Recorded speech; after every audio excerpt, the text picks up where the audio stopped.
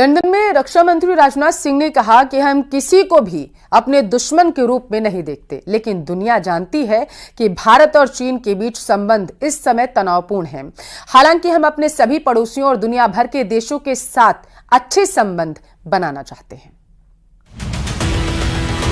London से लेकर Beijing तक, दिल्ली से लेकर शंघाई तक एक ही बात की चर्चा है।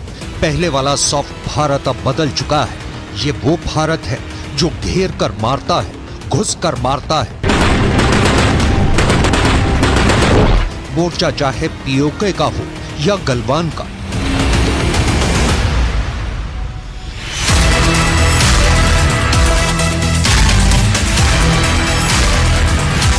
पूरे चीन में इस बात पर चर्चा हो रही है कि भारत के प्रधानमंत्री नरेंद्र मोदी ने भारत की इमेज बदल दी है। साउथ एशिया का गणित बदल दिया है। दुनिया के मैप पर भारत की तस्वीर बदल दी है।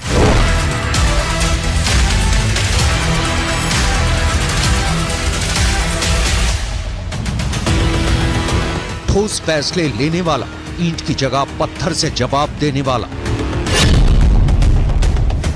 अपनी ब्रिटेन यात्रा के दौरान रक्षा मंत्री राजनाथ सिंह ने चीन के मुखपत्र माने जाने वाले ग्लोबल टाइम्स के एक लेख का हवाला देकर जो कहा, उसे आपको भी जरूर सुनना चाहिए। लेकिन ग्लोबल टाइम्स में मिस्टर जैन ने जो कुछ भी लिखा है,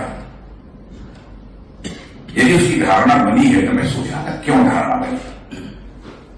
मुझे लगा कि शायद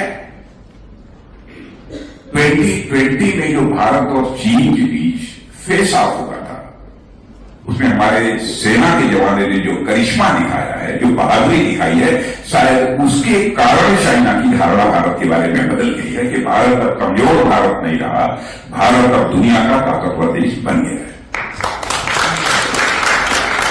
भारत माता की जय, भारत माता की जय, भारत माता की जय।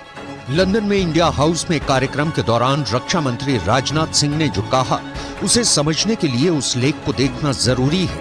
यह लेख भारत पर चीन के नजरिए में बदलाव को बताता है। भारत नैरेटिव शीर्षक वाला ये लेख फूडन यूनिवर्सिटी में centre for south Asian studies के डायरेक्टर झांग जियाडोंग ने लिखा है। झांग ने अपने लेख को भारत की हाल में ही की गई 2 यात्राओं के आधार पर लिखा है। इस लेख में उन्होंने पिछले 4 सालों में भारत की घरेलू और विदेशी स्थिति में हो रहे बड़े बदलावों का उल्लेख किया है।